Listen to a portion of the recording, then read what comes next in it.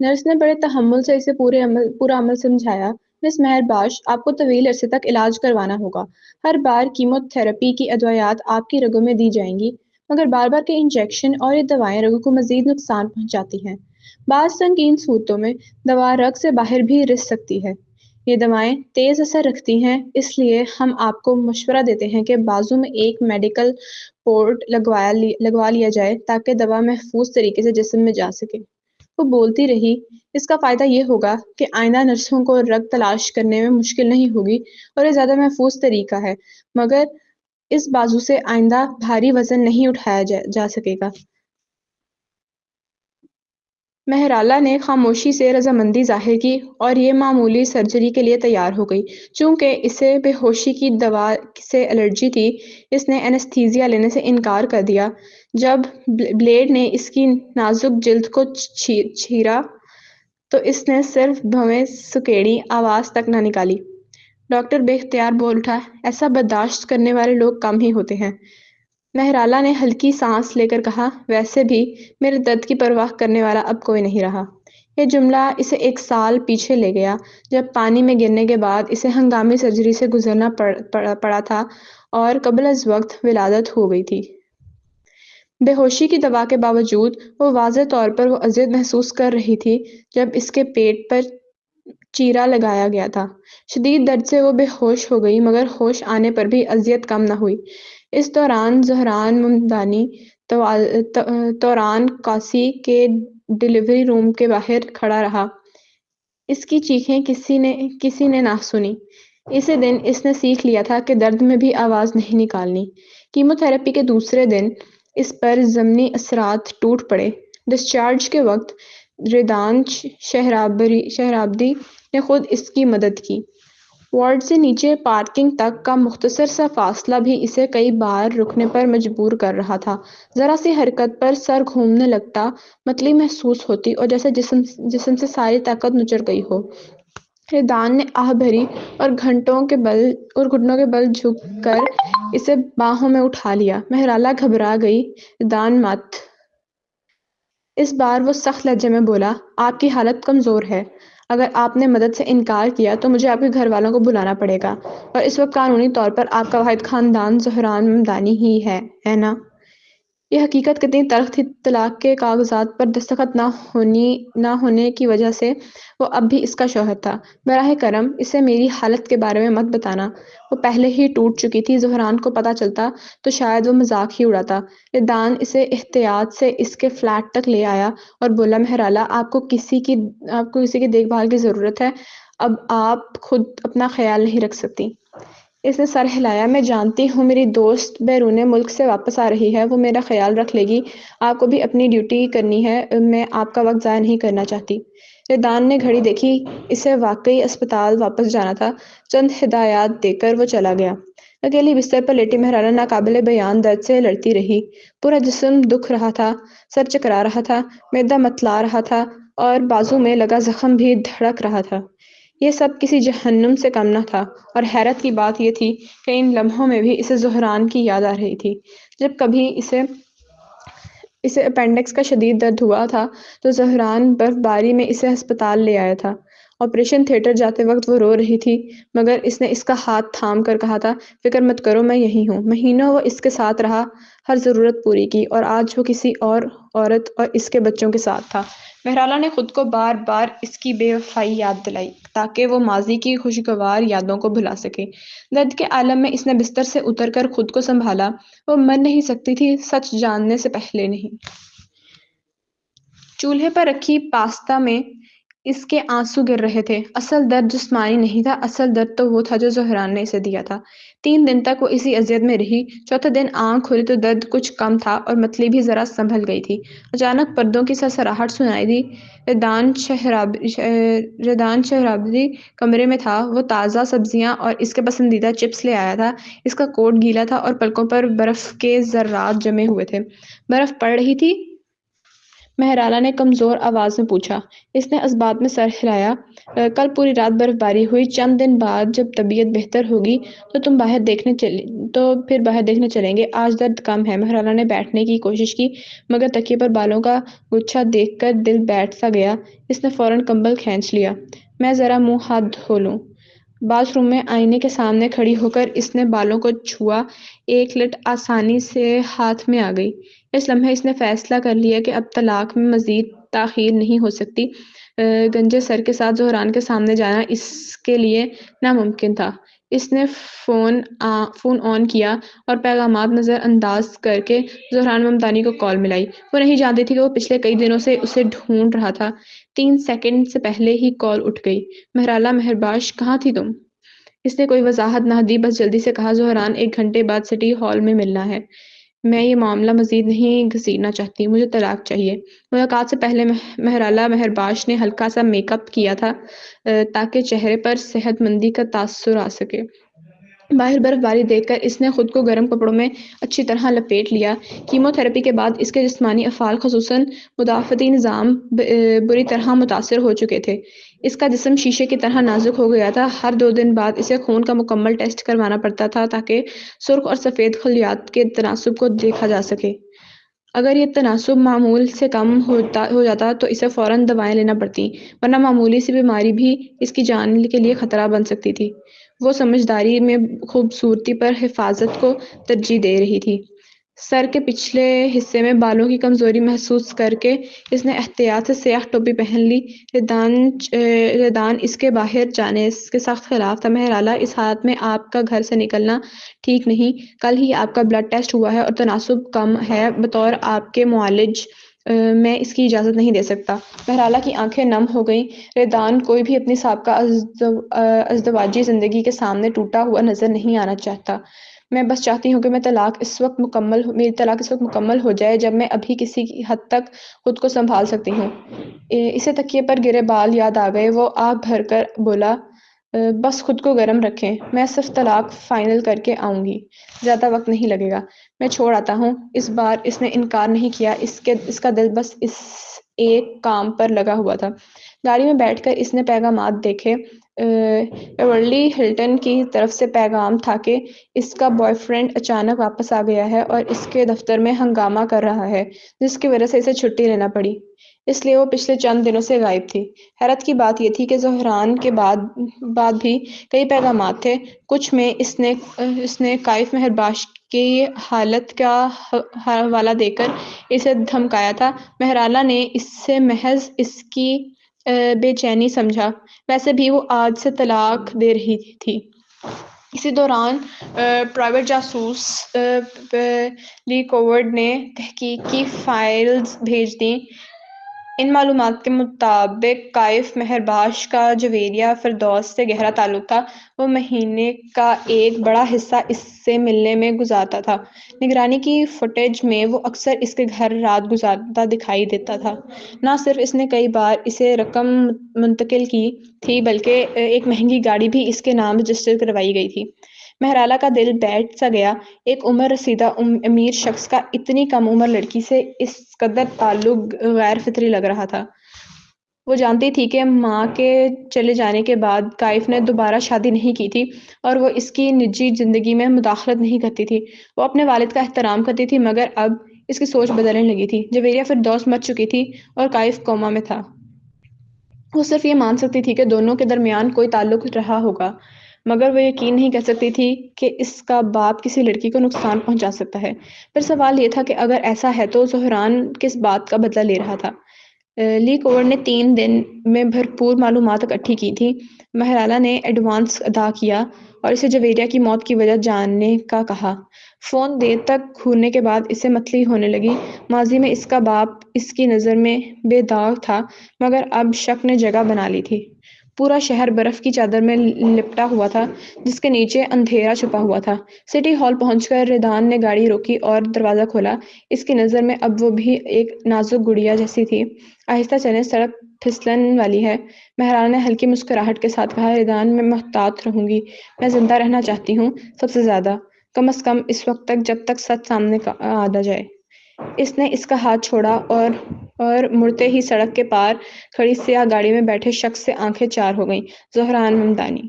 اس کی نظریں اس ہاتھ پر جمی تھیں جو لمحہ بھر پہلے ریدان نے تھاما تھا۔ اس کی نگاہ میں ایسی صد مہری تھی کہ مہرالہ کے بدن میں کپکپی دوڑ گئی۔ وہ جانتی تھی وہ کسی اور مرد کو اس کے قریب برداشت نہیں کرتا، چاہے نفرت ہی کیوں نہ ہو۔ اس نے جلدی سے ریدان کو روکا۔ آپ کو سرجری نہیں کرنی، میں خود ٹیکسی لے لوں گی، آپ چلے جائیں۔ ابھی وقت ہے، میں آپ کو اکیلا چھوڑ کر مطمئن نہیں ہوں۔ وہ گھبرا گئی۔ میں آپ سے کسی رشتے میں نہیں ہوں، لوگ باتیں بنائیں گے اور میں یہ نہیں چاہتی۔ میں اب بھی قانونی طور پر اس کی بیوی ہوں، براہ کرم مجھے اکیلا چھوڑ دیں۔ یہ کہہ کر وہ صد مہری سے پلٹ گئی۔ ریدان نے اس کی باتوں پر غور کیا، وہ غلط نہیں تھی۔ تبھی اس کی نظر اس قیمتی گاڑی پر پڑی اور سب سمجھ آ گیا۔ وہ تلخ مسکراہٹ کے ساتھ وہاں سے چلا گیا۔ سیاہ گاڑی میں بیٹھا کیلون پسینے میں ڈوبا ہوا تھا۔ زہران کی طنزیہ آواز آئی، آنکھوں میں کھٹکنے والی چیز ہے۔ سہیل گھبرا گیا۔ میں اتر جاتا ہوں، بلال ڈرائیو کر لے گا۔ زہران برف باری میں گاڑی سے اتر گیا۔ سٹی ہال کے سامنے کھڑی مہرالہ نے اس شخص کو اپنی طرف آتے دیکھا۔ سیاہ کوٹ میں ملبوس زہران برف میں کسی سابق کی طرح لگ رہا تھا۔ وہ قریب آیا اور سخت لہجے میں بولا، کیا تم اس آدمی کی وجہ سے طلاق لے رہی ہو؟ مہرالہ نے طنزیہ مسکراہٹ کے ساتھ سر اٹھایا۔ کیا شاندار سوال ہے! کیا تم بھول گئے ہو کہ طلاق تو تم خود چاہتے تھے؟ زہران نے اس کے طنز کو نظر انداز کیا اور دھمکی آمیز انداز میں ایک قدم اور قریب آیا۔ کیا پچھلے چند دن تم اسی کے ساتھ نہیں تھی؟ اتنی قربت پر مہرالہ نے اس کی خون آلودہ آنکھوں میں جمی ہوئی صد مہری دیکھی۔ چہرہ غصے سے بگڑا ہوا تھا۔ اس نے بے لچک لہجے میں انکار کیا، نہیں، برف باری میں کیب نہیں مل رہی تھی، اس لیے وہ مجھے چھوڑ گیا تھا۔ زہرا نے طنزیہ ہنسی۔ مہرالہ، کیا تمہیں معلوم ہے کہ جھوٹ بولتے وقت تم ہمیشہ نظریں اوپر کرتی ہو؟ یہ عادت آج تک نہیں بدلی۔ 1 سال تک طلاق سے بچتی رہی اور اچانک اس آدمی کی وجہ سے راضی ہو گئی۔ کیا اس کے لیے تم غائب ہوئی اور اپنے والد کو بھی چھوڑ دیا؟ مہرالہ جانتی تھی کہ بہانے بنانا اس کے عقل کی توہین ہوگا، اس لیے اس نے موضوع بدل دیا۔ یہ سب غیر ضروری ہے، بس طلاق مکمل کر لیتے ہیں۔ اس نے اس کی کلائی پکڑی اور زور نہیں لگایا تھا، مگر درد کی لہر اس کے بازو میں دوڑ گئی۔ وہ تڑپ اٹھی، اس کے چہرے پر جنون کی لکیر نمایاں تھی۔ میں سمجھتا تھا کہ طلاق تمہاری سب سے بڑی سزا ہوگی، مگر میں نے ارادہ بدل لیا ہے۔ وہ چونک اٹھی۔ کیا کہا تم نے؟ اس نے ظالمانہ نظر سے دیکھا۔ مجھے اب طلاق نہیں چاہیے۔ اس کی انگلیاں اس کے گال پر پھسلیں۔ مسز ممدانی، کیا یہ سن کر خوشی ہوئی؟ اگر وہ بات 15 دن پہلے کہتا تو وہ شاید خوش ہوتی، مگر اب اسے اس کے لمس سے متلی محسوس ہوئی۔ مجھے چھوڑ دو زہران، میں ابھی طلاق چاہتی ہوں۔ اس نے آسانی سے اسے اٹھایا۔ کبھی جو آغوش اس کی پناہ تھی، آج وہی اسے ناگوار لگ رہی تھی۔ مجھے چھوڑو زہران ممدانی، تم پاگل ہو گئے ہو۔ کیمو کے بعد کمزوری ایسی تھی کہ وہ مزاحمت نہ کر سکی۔ وہ اسے گاڑی کی پچھلی سیٹ پر رکھ آیا۔ آخر میں وہ یوں ہانپ رہی تھی جیسے سخت مشقت کر کے آئی ہو۔ تم آخر چاہتے کیا ہو؟ اس نے سانس درست کرتے ہوئے پوچھا۔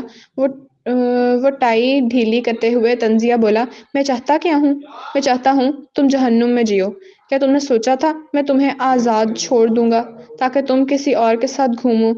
میں تمہیں کم سمجھا۔ تم نے کہا تھا طلاق پر دستخط نہیں کرو گی، اور دیکھو چند دن میں نیا آدمی اتنی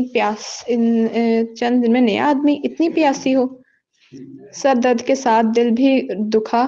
وہ ہونٹ بھینج کر بولی، تم بھی تو طلاق چاہتے تھے، اب جب میں مان گئی ہوں تو یہ ڈرامہ کیوں؟ پہلے تم نے دھوکہ دیا تھا مجھے، کسی اور سے ملنے میں تمہیں کیا تکلیف؟ اس نے اس کی ٹھوڑی اٹھائی، بے رحمی سے کہا، دنیا میں سب خوشی کے حقدار ہیں سوائے تمہارے، سمجھی؟ اس کی برف جیسی آنکھوں میں دھمکی چمکی۔ ہماری طلاق کا آخری فیصلہ میرا ہوگا۔ گاڑی آگے بڑھی تو اس نے سامنے لمبی قطار دیکھی۔ سب سے آگے ایک پورش کین ڈیوائیڈر سے ٹکرائی ہوئی تھی۔ یہ تو ریدان کی گاڑی ہے۔ مہرالہ کا رنگ اڑ گیا۔ رکو۔ سہیل نعمانی نے گاڑی نہ روکی۔ وہ چیختی رہی۔ دروازہ کھولنے لگی تو زہران نے اسے کھینچ لیا۔ کیوں؟ اس کے لیے برا لگ رہا ہے؟ تم ہوش میں ہو؟ ریدان تو صرف اسپتال میں ابو کی وجہ سے مدد کر رہا تھا۔ ہمارے درمیان کچھ نہیں۔ تم نے اس کے ساتھ ایسا کیوں کیا؟ اس نے انگلیاں اس کے گال پر پھیری۔ کیونکہ تم جتنی تڑپو مجھے اتنی خوشی ملتی ہے۔ کمزور ہاتھ اس کی قمیض پر جم گئے۔ میرے والد نے جویریہ نہیں زریحان کی تعلیم اسپانسر کی تھی۔ اگر ان کا کوئی تعلق بھی تھا تو مجھے یقین ہے ابو اس سے نقصان نہیں پہنچا سکتے تھے۔ زریحان کا نام سنتے ہی زہران کا چہرہ بدل گیا۔ تمہیں اس کا نام لینے کا حق نہیں۔ وہ سختی سے ایک طرف دھکیلی گئی۔ جسم پہلے ہی ٹوٹ رہا تھا۔ اس نے آنکھیں بند کر لیں۔ درد کم کرنے کی کوشش کی۔ ممدانی ہاؤس پہنچ کر وہ اترنے کے قابل نہ رہی۔ اترو ورنہ سہرابدیز خاندان کو نقصان پہنچاؤں گا۔ اس نے دانت بھینچ کر قدم رکھا۔ سدی میں ٹانگیں جواب دے دیں اور وہ گر پڑی۔ خوش قسمتی سے مہرالہ گرنے سے بچ گئی کیونکہ عین وقت پر سہیل نے اسے تھام لیا تھا۔ اس کی نظر ذرا فاصلے پر کھڑے زہران پر پڑی جو بالکل بے پرواہ نظر آ رہا تھا۔ وہ اس کی حالت سے قطعاً متاثر نہیں لگ رہا تھا۔ ویسے بھی ممکن تھا کہ وہ مہرالہ کے اس عمل کو محض ہمدردی حاصل کرنے کی ایک اور کوشش سمجھ رہا ہو۔ اس کی نفرت کو دیکھتے ہوئے اس سے کسی خیال کی توقع رکھنا بھی فضول تھا۔ سہیل نے فکر مندی سے پوچھا، مسز ممدانی آپ ٹھیک ہیں؟ میں ٹھیک ہوں، شاید شوگر کم ہو گئی ہے۔ مہرالہ نے فوراً ایک بہانہ گھڑ لیا اور زہران کے پیچھے چل پڑی۔ رات بھر کی برف باری کے بعد باغ سفید چادر میں لپٹا ہوا تھا۔ گھر کے ملازم کہیں دکھائی نہیں دے رہے تھے، اس لیے برف صاف نہیں کی گئی تھی۔ کار سے گھر تک کا مختصر سا فاصلہ بھی اس کے لیے سانس پھولا دینے والا ثابت ہوا۔ تیز ہوا اور برف کے درمیان چلتے ہوئے وہ اندر کی گرمی کو ترس گئی تھی۔ دروازے کے پاس کھڑے زہران نے طنزیہ مسکراہٹ کے ساتھ کہا، ماننا پڑے گا تمہاری اداکاری میں کافی بہتری آ گئی ہے۔ کبھی اسے اپنے پاس رکھنے کے لیے مہرالہ نے رونا، منت کرنا، یہاں تک کہ دھمکیاں دینا بھی سیکھ لی تھی۔ وہ سب کچھ جو اسے خود پر کبھی گمان نہ تھا، اس کے جملے میں چھپا طنز وہ بخوبی سمجھ گئی، مگر وضاحت دینے کے بجائے ہلکی سی ہنسی کے ساتھ بولی، شکریہ۔ وہ ٹھنڈے انداز میں اس کے پاس سے گزری اور اندر آ گئی۔ گرمی ملتے ہی اس کا بدن کچھ سنبھل گیا۔ موٹی جیکٹ اتار کر اس نے سائڈ پر رکھی اور پانی کا گلاس لیا اور صوفے پر ٹیک لگا کر بیٹھ گئی۔ تو کیا اب طلاق ہو رہی ہے یا نہیں؟ میں خود بتاؤں گا طلاق کب ہوگی۔ فی الحال تم یہیں رہو گی۔ وہ پرسکون چہرے کے ساتھ اپنی بینی پر لٹکتے ہوئے پوم پومز کے ساتھ کھیلنے لگی۔ زہران، تم نے میری قبل از وقت ڈلیوری کے 7ویں دن ہی طلاق مانگی تھی۔ میں کافی عرصے اس جلدی کی وجہ نہیں سمجھ پائی، مگر پھر جب میں نے اس بچے کو دیکھا جو تم سے ملتا جلتا تھا، سب واضح ہو گیا۔ تم مجھے جلد از جلد چھوڑنا چاہتے تھے تاکہ توران کے ساتھ خاندان بسا سکو۔ اس کی آواز لرزنے لگی مگر وہ بولتی رہی۔ ایک پورا سال میں نے تمہاری سرد مہری اور بے وفائی کو نظر انداز کیا، بس اس امید پر کہ کبھی تم میرے ساتھ اچھے تھے۔ میں نے خود کو سمجھایا کہ کسی عورت کے ساتھ تمہارا لگاؤ بس ایک مرحلہ ہے اور میں ہمیشہ تمہاری بیوی رہوں گی۔ میں نے تو یہ بھی سوچا کہ شاید میں ہی کافی نہیں ہوں، اس لیے تم نے کسی اور کا رخ کیا۔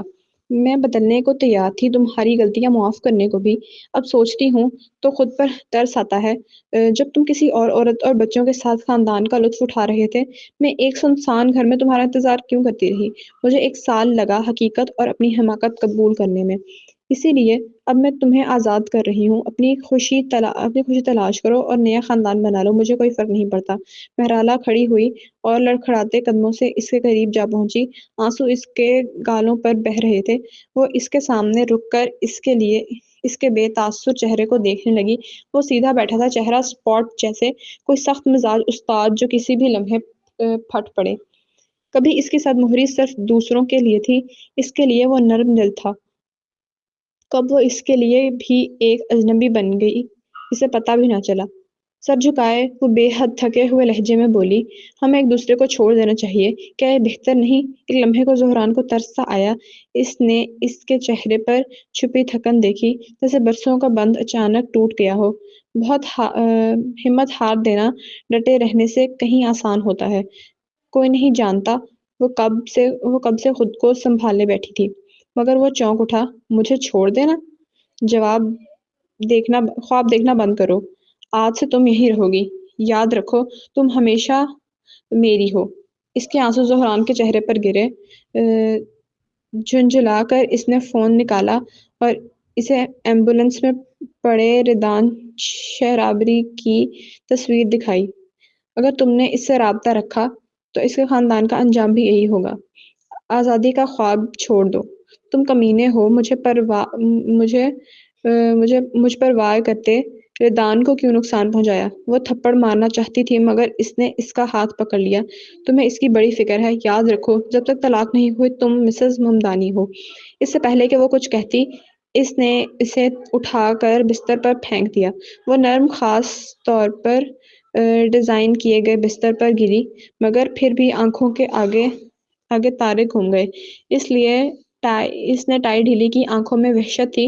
مہرالہ تم چند دن اس کے ساتھ رہی تھی نا، کیا اس نے تمہیں چھوا؟ اس کے لہجے میں درندگی تھی۔ وہ کانپتے ہوئے بولی، نہیں، ہم صرف دوست ہیں، جیسا تم سوچ رہے ہو ویسا کچھ نہیں۔ گندا ہاں۔ وہ اسے پیروں سے گھسیٹنے لگا۔ کمزوری کے باوجود اس نے مزاحمت کی مگر طاقت کا فرق بھی زیادہ تھا۔ اس کی آنکھوں میں ایک بے قابو خواہش ابھر آئی۔ مہرالہ وہ نظر پہچانتی تھی۔ نہیں زہران، تم ایسا نہیں کر سکتے۔ زہران آسانی سے مہرالہ کے نازک ٹخنے کو اپنی گرفت میں مسل چکا تھا۔ وہ اس پر جھک گیا اور آہستہ آہستہ قریب آتا گیا۔ اس کے چہرے پر چھائی دہشت اور نفرت نے اس کی خواہش کو اور بھڑکا دیا۔ دل بری طرح دھڑکنے لگا۔ مہرالہ نے خوف اور غصے کے عالم میں چیخ کر کہا، اپنے گندے ہاتھ مجھ سے دور رکھو۔ جس عورت کے ساتھ تم سو چکے ہو، اس کے بعد میں تمہارا لمس برداشت نہیں کر سکتی۔ مگر اس نے فوراً اس کے ہونٹوں پر زبردستی بوسہ رکھ کر اسے خاموش کرا دیا۔ مہرالہ کی آنکھیں پھیل گئیں۔ وہ بے بسی سے سر ہلانے لگی تاکہ خود کو آزاد کر سکے۔ اس کے ہاتھ اس کی گردن کے پیچھے گیا اور اس نے مہرالہ کا سر تھام کر زبردستی اوپر کیا، اسے سزا دیتے ہوئے بوسے پر مجبور کیا۔ اس کی سانسیں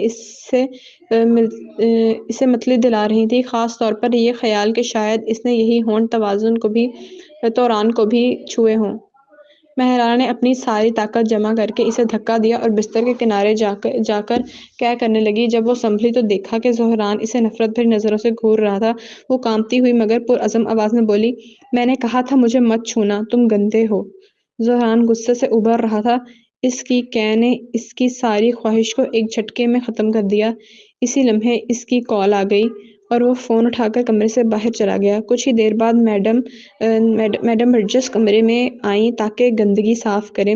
مہرالہ کی نڈھال حالت دیکھ کر ان کے چہرے پر افسوس ابھرا۔ مسز ممدانی، مہرالہ نے کمزور مسکراہٹ کے ساتھ جواب دیا، میڈم برجس، کافی عرصہ ہو گیا۔ واقعی آخری بار تو ہم 1 سال پہلے ملے تھے جب مسٹر ممدانی نے… وہ رک گئی، پھر آہستہ سے بولی، ویسے آپ دونوں کے درمیان کیا ہوا؟ وہ پہلے آپ کا اتنا خیال رکھتے تھے، میں نے انہیں کبھی کسی اور عورت کے ساتھ اتنا متوجہ نہیں دیکھا۔ مہرالہ بستر پر بے جان سی لیٹی رہی اور چھت پر جگمگاتے ستاروں کو دیکھتی رہی۔ وہی مصنوعی آسمان جو زہران نے کبھی اس کے لیے بنوایا تھا، کبھی وہ اس کی ہر بات دل پر لے لیتا تھا اور آج وہ اسے توجہ حاصل کرنے کا ڈرامہ قرار دیتا تھا۔ وہ مدھم آواز میں بولی، کاش مجھے بھی اس کا جواب معلوم ہوتا۔ میڈم برجس نے آہ بھری، میں دیکھ سکتی ہوں کہ وہ اب بھی آپ کی پرواہ کرتا ہے، چاہے وہ اپنی معشوقہ پر جان کیوں نہ نچھاور کرے۔ وہ دیر سے گھر آتا ہے مگر اس عورت کے ہاں رات نہیں گزارتا۔ یہ سن کر مہرالہ چونک گئی۔ میڈیا تو اکثر رپورٹ کرتا تھا کہ زہران صبح کولنگٹن کوو سے نکلتا ہے، کیا وہ وہاں رات نہیں گزارتا تھا؟ اگلے ہی لمحے وہ اپنی اس سادگی پر ہنس پڑی۔ اس سے کیا فرق پڑتا تھا؟ آخرکار اس کے بچے تو توران کے ساتھ ہی تھے۔ مسز ممدانی، میاں بیوی میں جھگڑے ہوتے رہتے ہیں مگر وقت کے ساتھ سب ٹھیک ہو جاتا ہے۔ کیوں نہ آپ بھی ایک قدم پیچھے ہٹ جائیں؟ رشتوں میں ضد اچھی نہیں ہوتی۔ بطور ایک بیرونی فرد میڈم برجس کبھی بھی مہرالہ اور زہران کے تعلق کی گہرائی نہیں سمجھ سکتی تھی۔ وہ اسے نفرت کرتا تھا اور وہ اسے محبت سے زیادہ رنجش کے ساتھ دیکھتی تھی۔ توران نہ بھی ہوتی تو بھی یہ شادی شاید نہیں چلتی۔ پھر بھی مہرالہ جانتی تھی کہ میڈم برجس کی نیت نیک ہے۔ وہ خود کو سنبھال کر بستر سے اٹھی، میں منہ ہاتھ دھو لوں؟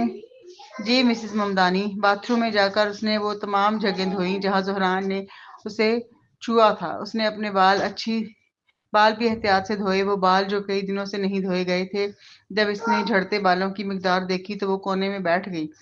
घुटनों को सीने में से लगा कर बिल्कुल गुमसुम। कुछ देर बाद उसने नैपकिन से बाल समेटे और खामोशी से फेंक दिए। वो हरगिज नहीं चाहती थी कि ज़ोहरान को इसकी बीमारी का इल्म हो। अपनी बीमारी को छुपाकर महराला दरअसल खुद से एक जुआ खेल रही थी। अगर ज़ोहरान अब भी इससे मोहब्बत करता था तो वो अपनी मौत को ही इसके खिलाफ बदला बना देगी। वो चाहती थी कि मरने के बाद भी इसके दिल में ऐसा एहसास जुर्म छोड़ जाए जो इसे उम्र भर चैन न लेने दे। और अगर ज़ोहरान अब इससे मोहब्बत नहीं करता था तो फिर इसे अपनी बीमारी का बताना बिल्कुल बेमानी था। इससे वो सिर्फ खुद को जलील करती और तौरान के लिए हंसने का एक और मौका बन जाता। ये सब सोचकर महराला बाथरूम से निकली और नीचे आ गई। मैडम बर्जेस ने दस्तरखान पर इसकी पसंद के कई खाने सजा रखे थे। महराला ने इन्हें साथ खाने की दावत दी। मैडम बर्जेस ने अपने एप्रन पर हाथ साफ किए और महराला के लिए सूप निकालते हुए बोली, ये फ्रूट सूप है जो मिस्टर ममदानी ने खास कर आपके लिए बनवाने को कहा था। मैंने कहा था ना कि वो अब भी आपकी फिक्र करते हैं। खाने कदरे भारी और मिर्च मसाले वाले थे। वो जायका जो महराला को कभी पसंद नहीं था। उसकी पसंद हमेशा ज़ोहरान के बिल्कुल उल्ट रही थी, जो फीका खाना पसंद करता था। पहले दोनों के लिए अलग-अलग खाने बनते थे, मगर अब बीमारी के बायस महराला के लिए तीखा खाना मुमकिन न रहा था। मिसेस ममदानी, आप खा क्यों नहीं रही? क्या मेरे हाथ का जायका पहले जैसा नहीं रहा? जब मिस्टर ममदानी घर पर होते हैं तो वो मुझसे कहते हैं कि खाने में थोड़ा मसाला ज्यादा रखा करो। महराला ने हैरत से उन्हें देखा। वो जानती थी कि ज़हरान मिर्च बर्दाश्त ही नहीं कर सकता। मैडम बर्जिस ने फौरन वजाहत की, इसीलिए तो कहती हूँ, वो अब भी आपकी परवाह करते हैं। आपकी पसंद का खाना, चाहे आप यहाँ ना भी हों, वही बनवाना कहते हैं। पहले आप जबरदस्ती इन्हें मिर्च मसाला वाला खाना खिलाती थी और अब वो खुद खा लेते हैं। शुरू में तो उनका हाल बुरा हो जाता था, बार बार पानी पीते थे, मगर अब आदत सी हो गई है। कितनी सितम जरीफी थी। जिस मिर्च को बर्दाश्त करना वो सीख गया था, वही चीज अब महराला को बीमारी के बायस छोड़नी पड़ रही थी। शायद इसीलिए वो दोनों कभी एक दूसरे के लिए नहीं बने थे। महराला ने मौजू बदल दिया और मैडम बर्जिस से जिद करके फोन मांग लिया। शुक्र था कि इससे रेदान शहराब्दी का नंबर याद था।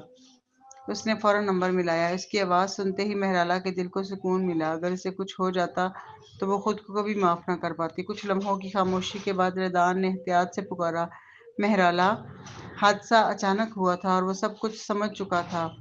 मैं हूँ रेदान, मुझे अफसोस है कि मैंने तुम्हें इस सब में घसीटा। इसकी थकी हुई आवाज में हल्की सी खुशी झलकने लगी। क्या तुमने सिटी हॉल में मुझसे सख्त लहजे में इसलिए बात की थी कि मुझे नुकसान ना पहुंचे? महराला लम्हा भर को खामोश रही, फिर बोली, मेरा फोन जब्त कर लिया गया था, इसलिए कॉल नहीं कर सकी। तुम ठीक तो हो? फिक्र ना करो, एयर बैग की वजह से बच गया। क्या वो तुम्हें कैद करके रखे हुए है? क्या मैं पुलिस में रिपोर्ट कर दूं? हम कानूनी तौर पर शादीशुदा हैं। वो मुझे यरगमाल बनाए तो भी रिपोर्ट नहीं हो सकती। रेदान, मैं तुम्हारी शुक्रगुजार हूँ, मगर अब तुम्हें मेरी फिक्र करने की जरूरत नहीं। हम कानूनी तौर पर शादीशुदा हैं। वो मुझे यरगमाल बनाए तो भी रिपोर्ट नहीं हो सकती। रेदान, मैं तुम्हारी शुक्रगुजार हूँ, मगर अब तुम्हें मेरी फिक्र करने की जरूरत नहीं।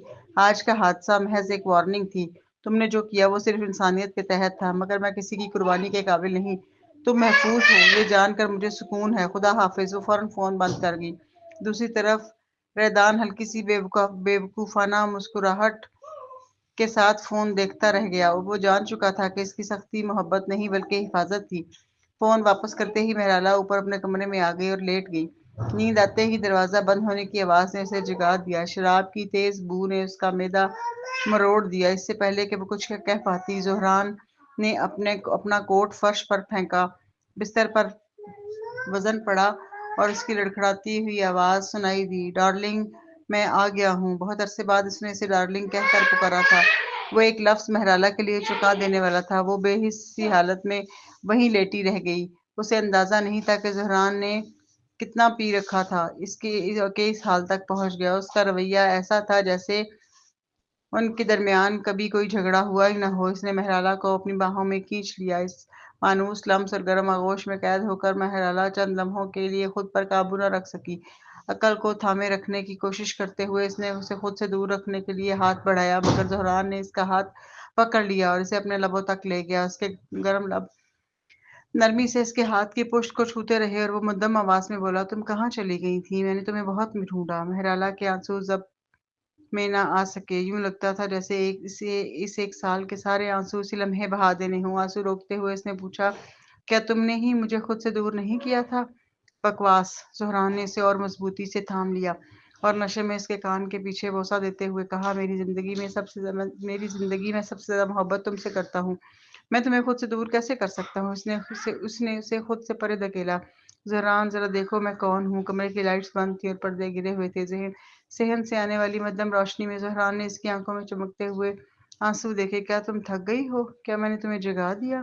وہ جھکا اور نرمی سے اس کے آنسو چومتے ہوئے بولا، مت رو مہرالہ، جو بھی تمہارے قریب آنے کی جرات کرے گا میں اسے مار ڈالوں گا۔ اس کی بچگانہ دھمکی نے مہرالہ کو اور زیادہ رلا دیا۔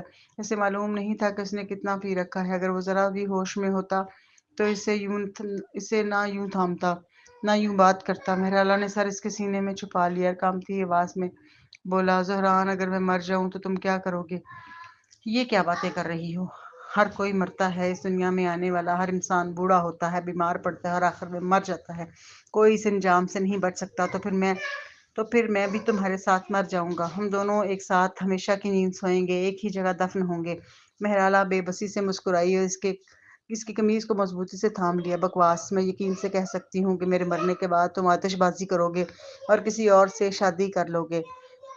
یہ سن کر زہران ناخوش ہوا۔ وہ سیدھا ہو کر بیٹھ گیا، اس کا ہاتھ پکڑا اور اسے اپنی قمیض کے اندر اپنے ننگے سینے پر رکھ دیا۔ اس کا دل زور زور سے دھڑک رہا تھا۔ سن رہی ہو؟ یہ تمہارے لیے دھڑک رہا ہے۔ اگر تم مر گئی تو میرا دل بھی مر جائے گا۔ آنکھوں میں آنسو لیے مہرالہ نے سر ہلایا۔ میں سن رہی ہوں۔ اس کا ہاتھ اس کی کمر تک آیا تو مہرالہ چونک گئی۔ اگلے ہی لمحے زہران کا جسم اس پر جھک آیا۔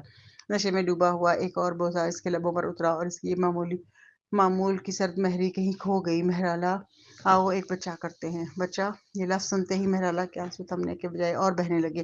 اس کے کانپتے وجود کو محسوس کرتے ہوئے زہران گھبرا گیا۔ وہ اس کے آنسو پوچھنے لگا، مت رو، میں نہیں چاہتا کہ تم رو، میں بس چاہتا ہوں کہ تم ٹھیک رہو، پلیز مت رو۔ وہ اسے مضبوطی سے سینے سے لگائے بار بار دلاسا دیتا رہا۔ مہرالہ نے اس کے کپڑوں کو تھام لیا اور سر اس کے سینے پر رکھ دیا۔ اس کی قمیض آنسوؤں سے بھیگ گئی۔ مدھم آواز میں بس اس کا نام دہراتی رہی، زہران، زہران۔ آخر ایسا کیوں ہو گیا تھا؟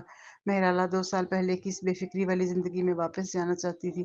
میں بس یہی ہوں، میں یہی ہوں، وہ مسلسل دہراتا رہا۔ مہرالہ جانتی تھی کہ اس کی یہ نرمی چند لمحوں کی مہمان ہے اور اسے خود کو اس سے دور رکھنا چاہیے، مگر اس کے باوجود وہ اس کی اس بچی کھچی گرمائش کو تھامے رکھنا چاہتی تھی۔ اگر وہ اب بھی ویسا ہی ہوتا تو زندگی کتنی خوبصورت ہوتی۔